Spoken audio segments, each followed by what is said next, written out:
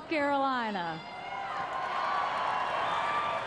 I am the proud daughter of Indian immigrants who reminded my brothers, my sister, and me every single day how blessed we were to live in this country.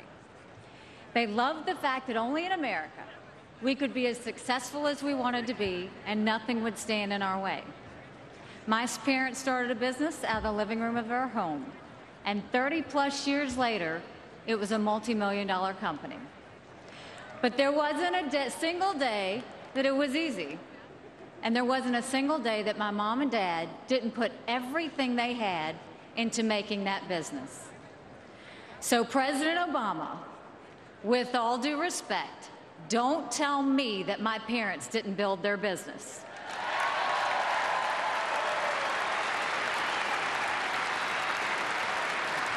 Almost 45 years after my parents first became Americans, I stand before you and them tonight as the proud governor of South Carolina. We build things in the Palmetto State. We build planes, we build cars. We have 3 of the 4 largest tire producers in the world and are about to become the #1 tire producing state in the country. And not too long ago, the Wall Street Journal said anyone still thinking the U.S. has lost its manufacturing chops hasn't been to South Carolina. We have so much potential and so much to be proud of.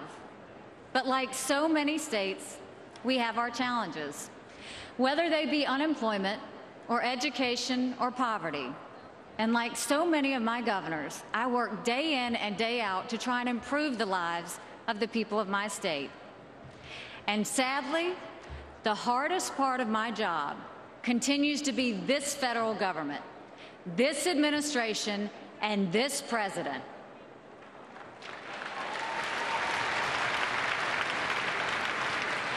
As I said, my parents loved that when they came to America, if you worked hard, the only things that could stop you were the limits you placed on yourself. Unfortunately, these past few years, you can work hard, try to be as successful as possible, follow the rules. And President Barack Obama will do everything he can to stand in your way. South Carolina recently passed one of the most innovative illegal immigration laws in the country. What did this president, who has failed to secure our borders and address this issue in any meaningful way, do? He sued us. If this president refuses to secure our borders, refuses to protect our citizens from the dangers of illegal immigration, then states have to take it upon ourselves.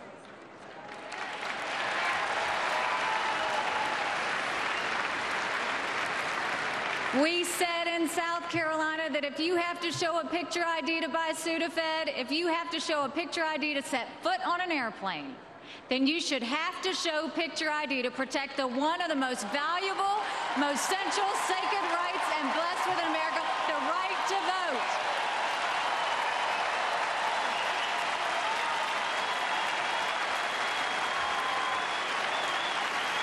And what happened? President Obama stopped us. And now we come to the most unbelievable of them all. In 2009, South Carolina was blessed to welcome a great American company that chose to stay in our country to continue to do business. That company was Boeing. Boeing started a new line for their 787 Dreamliner, creating 1,000 new jobs in South Carolina, giving our state a shot in the arm when we truly needed it. At the same time, they expanded their job numbers in Washington state by 2,000. Not a single person was hurt by their decision, not one. And what did President Obama and his National Labor Relations Board do? They sued this iconic American company. It was shameful and not worthy of the promise of America.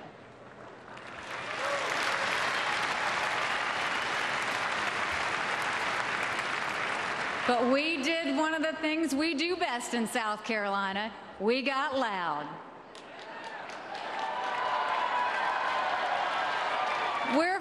brothers in South Carolina, and as we fought, we watched an amazing thing happen.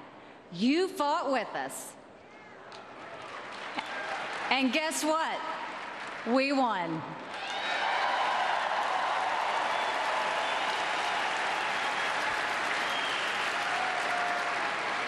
A few months ago, I sat on the tarmac at the Boeing facility in North Charleston and watched as a new Mac Daddy plane rolled onto the runway, sporting a Made with Pride in South Carolina decal and surrounded by, get ready for it, 6,000 non-union employees cheering, smiling, and so proud of what they had built.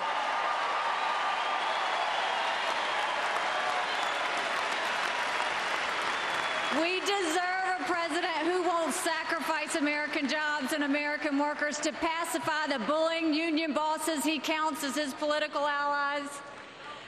American businesses deserve a federal government that doesn't stand in their way, not one that tries to chase them overseas. Slighting American ingenuity and innovation, that's what this president has meant to South Carolina. That's what this president has meant to this governor. And that's why this governor will not stop fighting until we send him home back to Chicago and send Mitt and Ann Romney to 1600 Pennsylvania Avenue.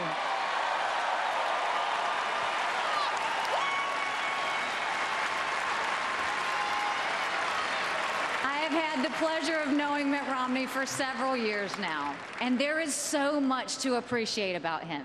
He fixes things. He's results-driven. He's taken broken companies and made them successful. He took a failing Olympics and made it a source of pride for our country. He went into a Democratic state, cut taxes, brought in jobs, and improved education.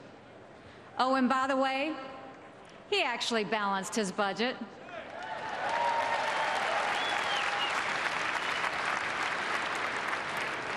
This is a man at peace with who he is, with the challenges he faces, and with what he intends to accomplish. This is a man, not just a candidate looking to win an election, but a leader yearning to return our nation to its greatest potential. And this is a man who has a silver bullet, his greatest asset by far, the next First Lady of the United States, Ann Romney.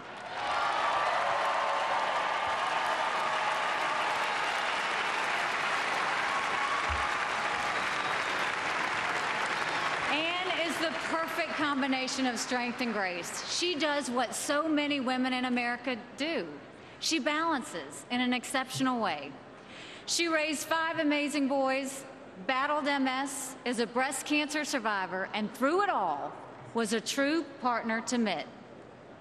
Ann Romney makes all women proud by the way she has conducted her life as a strong woman of faith, as a mother, as a wife, and as a true patriot. She's an amazing inspiration for me and for so many women across the country.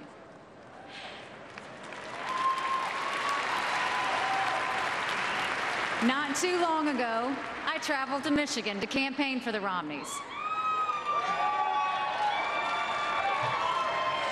Towards the end of the day, 2 self-described independents came up to me and said, "We like what we hear about Governor Romney. And although we don't know everything about him, what we do know, without a doubt, is that we deserve better than what we have today."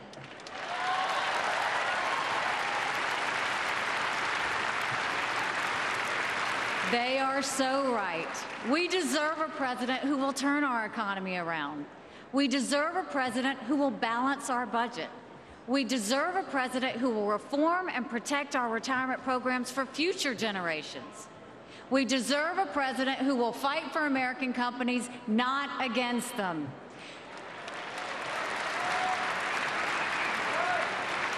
We deserve a president who will strengthen our military, not destabilize them.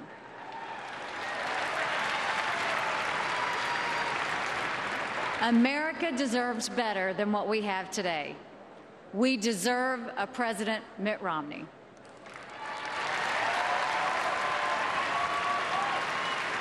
Thank you. God bless you. And may he continue to bless the United States of America.